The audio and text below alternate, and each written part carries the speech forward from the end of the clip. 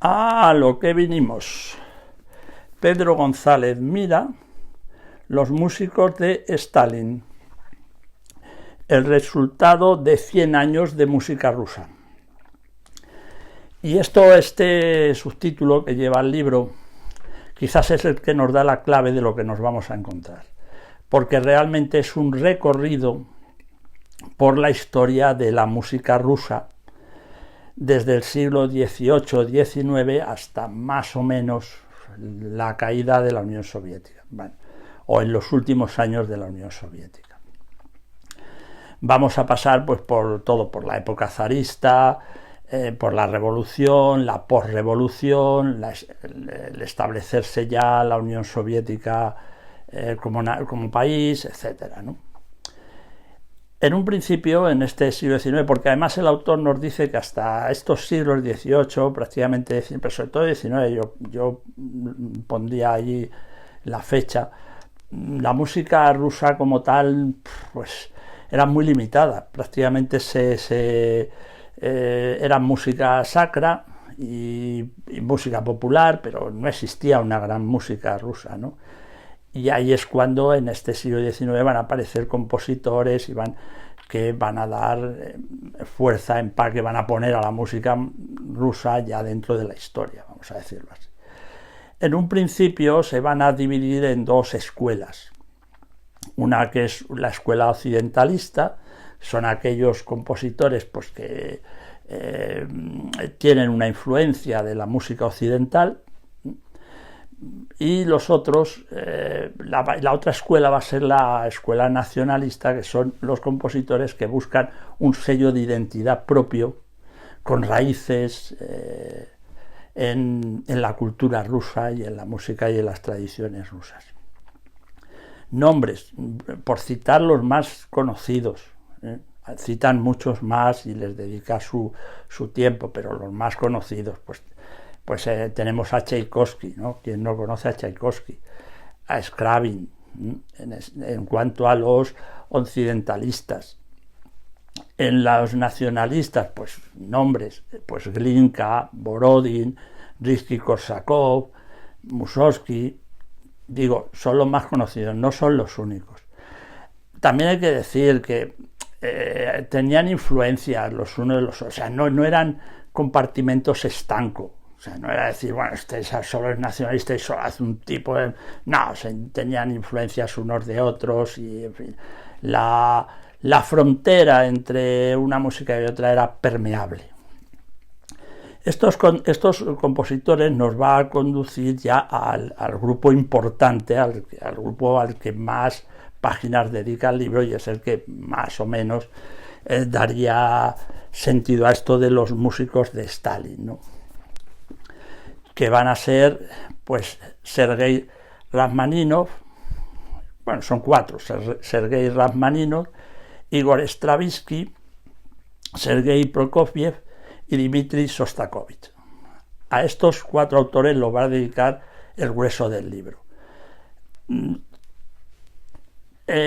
Son autores que empiezan en la época zarista, empieza su formación en la época zarista, viven la revolución, y algunos de ellos pues también no solo vivió el stalinismo, sino que le sobrevivió al stalinismo. En el caso de los dos primeros que hemos citado, Rachmaninov y Stravinsky, estos se exiliaron, pero claro, sus fundamentos y su formación es rusa, aunque luego se exiliaran y desarrollaran una carrera, digámoslo así, fuera de la Unión Soviética. Se exiliaron a Estados Unidos y allí hicieron su carrera. El tercer compositor, que es Prokofiev, estuvo primero exiliado, pero después volvió otra vez a Rusia. Ya en la época de la Unión Soviética volvió a Rusia. Y, en fin, tuvo su gran prestigio y tal, pues hasta que falleció, que además dio la casualidad que falleció justamente el mismo día que falleció Stalin. De hecho, su fallecimiento pasó desapercibido por este motivo.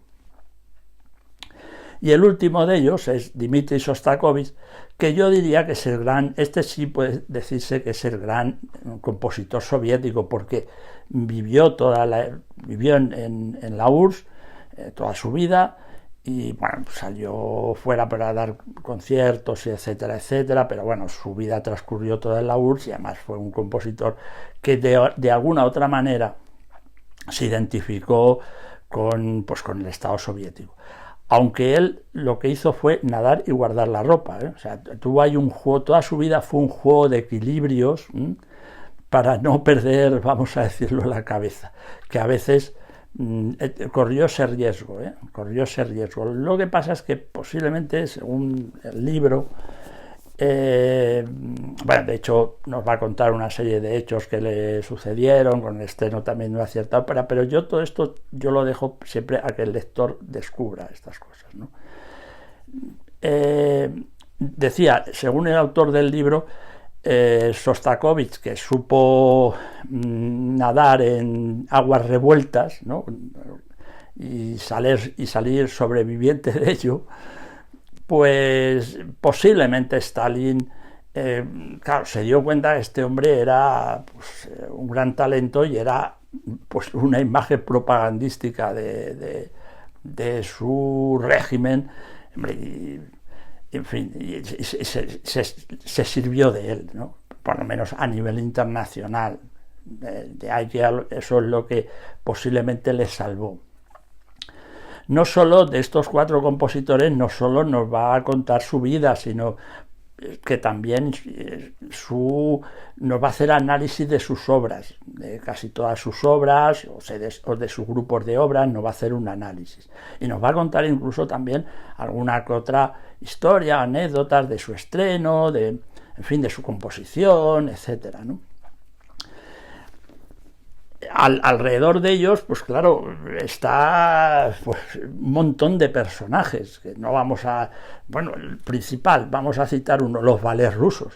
Los ballets rusos de Diaghilev, que tuvieron una importancia enorme, incluso no solo en desarrollo, en mostrar al mundo esta música, en su desarrollo, sino incluso a nivel laboral para algunos de ellos, pues claro, en el caso de Stravinsky, pues tuvo una importancia grande, ¿no?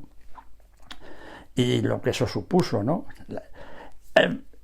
Van a, ya digo, a lo largo de su vida, pues por aquí van a aparecer pues directores de orquesta, solistas, otros compositores y otros autores, cantantes, bailarines, coreógrafos, empresarios, el caso de Diaghilev, también funcionarios y políticos, como el propio Stalin. Stalin también se va a convertir en protagonista.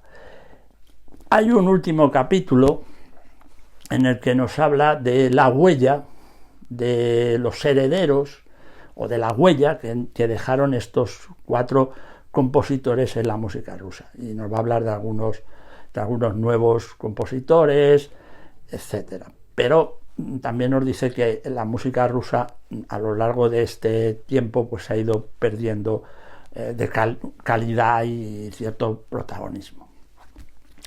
En fin, si a uno que le guste la música y quiere interesarse, sobre todo la música clásica, claro, y quiere interesarse por el mundo que es muy, muy interesante, y cómo fue la relación de estos compositores, de estos artistas pues con el régimen está ahí, cómo fue su vida, y etcétera, pues es un libro muy recomendable, ¿no?, de leer. Los músicos de Stalin. Hasta otra, amigos.